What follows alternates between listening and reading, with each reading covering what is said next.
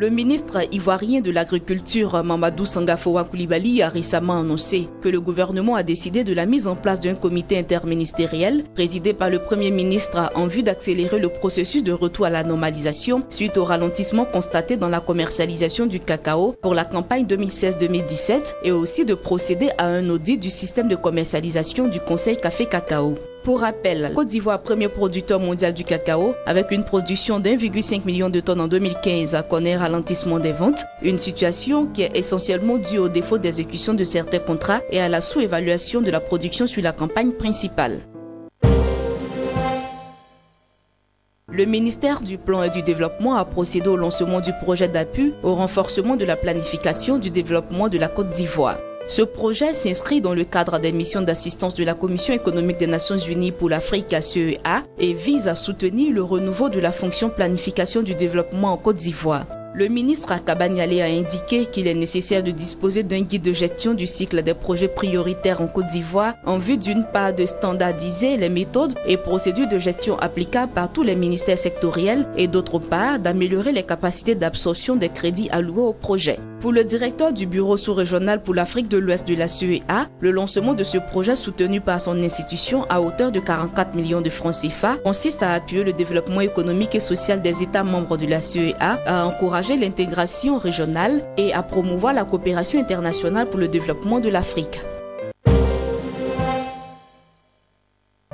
Les feux de brousse ont causé à la Côte d'Ivoire une perte de 204 milliards de francs CFA au cours de l'année 2016, a indiqué le secrétaire national du Comité national d'information, d'éducation et de sensibilisation pour la défense de la forêt, le lieutenant-colonel Aboubakar Kassamba. Selon le lieutenant-colonel Kassamba, en dépit des multiples campagnes d'information et de sensibilisation menées par le ministère des Eaux et Forêts à travers ses structures déconcentrées sur l'ensemble du territoire, avec l'appui des partenaires, le phénomène continue de causer d'énormes préjudices au pays au plan social, économique et environnemental. Pour lui, il faut disposer d'outils et de moyens pour rendre efficaces les politiques et les programmes en cours et suivre l'évolution des conditions environnementales et socio-économiques qui influencent les cas d'incendie, car vaincre les feux de brousse est un défi pour chacun et un devoir pour tous. Il faut souligner que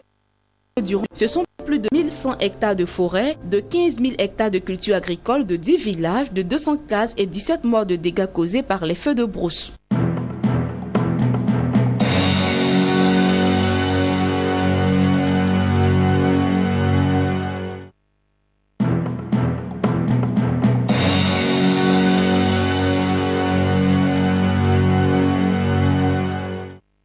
Lors d'un conseil des ministres, le président de la République du Sénégal, Macky Sall, a demandé au gouvernement de réaliser rapidement la transformation gratuite des titres précaires en titres fonciers par la simplification des procédures et la sécurisation des transactions immobilières. Une décision qui devrait accélérer la sécurisation foncière des populations sénégalaises. Outre la mesure de gratuité qui devrait concerner plus de 900 000 titres précaires, le gouvernement compte s'attaquer à la simplification des procédures foncières, notamment en réformant la législation foncière.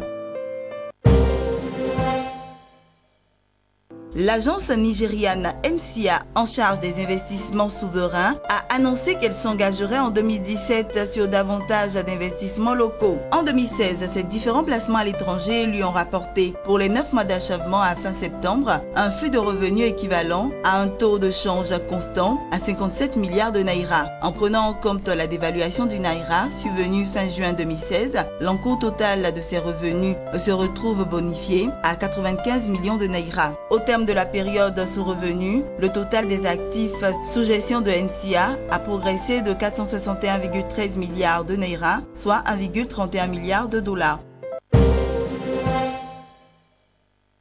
Le secteur touristique béninois bénéficiera d'un financement de 50 millions de dollars de la Banque mondiale. Cette enveloppe vient en appui au programme de compétitivité et de tourisme transfrontalier porté par l'Agence nationale de promotion des patrimoines et de développement du tourisme du pays. Le programme d'une durée quinquennale permettra en grande partie de transformer la ville de Ouidah en un pôle touristique majeur en s'appuyant sur des atouts historiques et géographiques. L'objectif est de renforcer l'apport du tourisme dans la création nationale de richesses. Pour y parvenir, le Bénin devra développer ses atouts afin d'attirer plus de visiteurs en provenance de pays frontaliers comme le Nigeria, le Togo ou encore de pays étrangers comme la France.